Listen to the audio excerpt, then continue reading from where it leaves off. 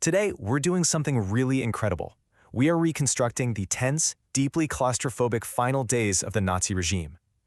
For decades, the exact details of what actually went down in those final hours, well, they were totally shrouded in mystery.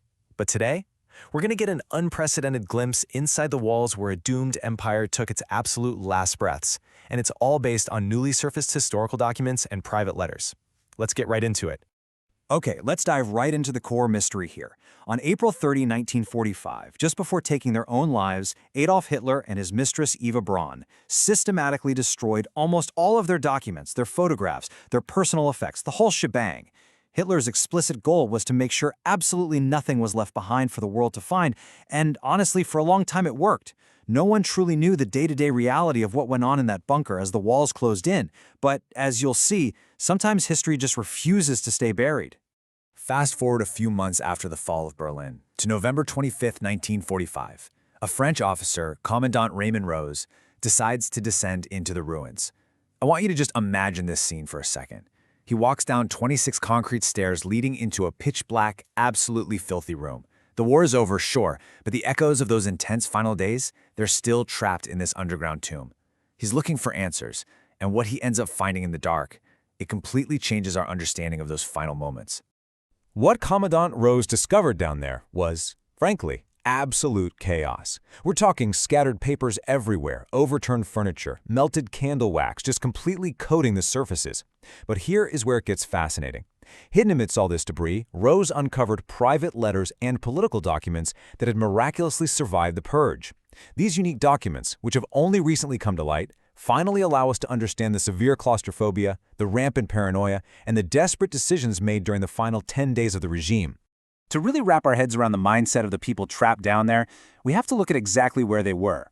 Hitler was hiding 7 meters, that's about 23 feet underground right near the Brandenburg Gate in Berlin, in total isolation. Above ground, his entire empire was being reduced to rubble. The Red Army was closing in rapidly, fighting on the literal outskirts of the city after advancing to within just 100 kilometers. But down below, it was like a completely different, surreal world. And this subterranean space definitely wasn't just some regular basement. This was the Führer bunker, German for the leader's bunker. It was originally designed back in 1936 by Hitler's personal architect Albert Speer. By 1943 and 1944, they had heavily reinforced it with incredibly thick concrete to make it entirely bomb-proof against Allied air raids. What started out as this architectural marvel of defense basically devolved into a claustrophobic maze of tiny, suffocating corridors. For Hitler, his entire world shrank down to just 3 private rooms: a meeting room, a small room for Eva Braun, and a shared bathroom. You can probably imagine the atmosphere inside was just absolutely paralyzing. Those massive concrete walls locked in the cold, damp air, breeding this environment of intense depression and fear. But maybe the most maddening detail we've learned from these sources, the mechanical ventilation system. Because they were so deep underground, they absolutely relied on this system just to breathe. But it generated a constant, deafening noise. It wasn't just physically uncomfortable, it essentially acted as a form of relentless mental torture for everyone trapped down there. So trapped in this torturous environment, the dictator was physically and mentally crumbling. Hitler was actually suffering from Parkinson's disease, which caused this severe tremor in his left hand, a tremor he was constantly trying to hide in his pocket or behind his back. Observers at the time noted he was terribly pale, chronically fatigued, and looked a good 10 to 15 years older than he actually was. To even keep him functioning, his personal physician, Dr. Theodor Morell, had to administer daily injections of glucose and vitamins. It's striking, really. His failing health perfectly mirrored the total collapse of the regime going on right outside. Right beside him through all of this was Eva Braun, his mistress of 13 years. Experts describe her as a romantic who stubbornly refused to leave the bunker. While Hitler was busy holding these increasingly desperate military briefings, her daily routine was incredibly lonely. She was mostly confined to a small room, arranging photographs and maybe occasionally drinking coffee with him.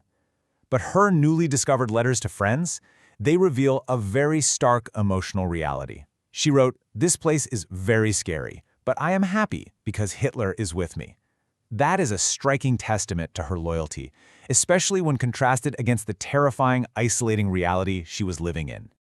That emotional isolation inside was mirrored by this incredibly jarring disconnect with the outside world. Above ground, Berlin was a literal apocalyptic war zone. Despite having 900 tanks and around 500,000 soldiers, the German forces were completely melting away under the relentless assault of the advancing Red Army and the constant Allied bombings. And yet, inside the bunker, Nazi radio broadcasts continued to pipe in cheerful music and completely delusional propaganda. It created this bizarre, surreal, alternate reality, while the city right above their heads literally burned to the ground.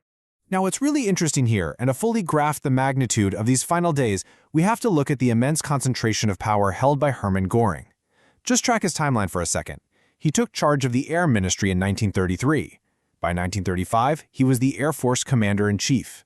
In 1936, he was heading the four-year plan for the economy, and finally, in 1941, he was officially named Hitler's successor and deputy. Basically, Göring was perfectly positioned to be the absolute next leader of Germany. But as we know, the immense pressure of those final days fractured even the tightest bonds. Recognizing that Hitler was permanently stuck down in that Berlin bunker, Göring sent a telegram literally demanding that the leadership of Germany be officially transferred to him. Well, for a dictator already completely consumed by paranoia and a deep distrust of his own generals, this was the ultimate betrayal. Hitler flew into an absolute rage. He instantly stripped Göring of all those carefully accumulated titles, declared him a traitor, and ordered his immediate arrest. Ultimately, Göring would commit suicide by taking poison just hours before he was supposed to be executed.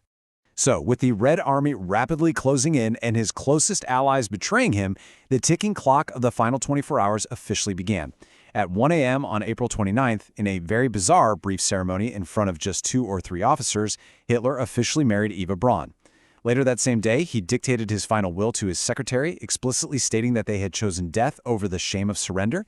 The next day, April 30th, around 3 p.m., he poisoned his dog, Blondie, and then, shortly after, exactly 24 hours after their wedding, the couple retreated into their private room and committed joint suicide. Their exit was just as meticulously planned as it was destructive. Eva Braun ended her life by biting into a cyanide capsule, while Hitler killed himself with a pistol shot. But before any of this happened, incredibly strict instructions had been given to the bunker's staff. Their bodies were to be immediately carried up to the courtyard and set on fire. Hitler was absolutely determined not to become some sort of trophy for the Soviet soldiers. He wanted to leave literally no trace of himself or his documents behind for anyone to find. Which brings us to a truly remarkable piece of historical irony. Hitler dreamed of a 1,000-year empire, right? An invincible reign. Yet, despite his obsessive, calculated efforts to erase all evidence of his demise, he was ultimately identified by the Soviets straight from the ashes. And you know how? Because he had this deep, intense hatred of going to the dentist. That phobia led him to have a very unique, custom gold dental bridge made to cover his broken teeth. It was literally this singular piece of dental work found, sifted out of the ruins, that definitively proved the dictator was dead. As we wrap up this explainer, we're really left staring at the stark contrast between the towering, terrifying ambitions of this regime and its deeply claustrophobic, self-destructive end. It leaves us with one incredibly haunting final thought.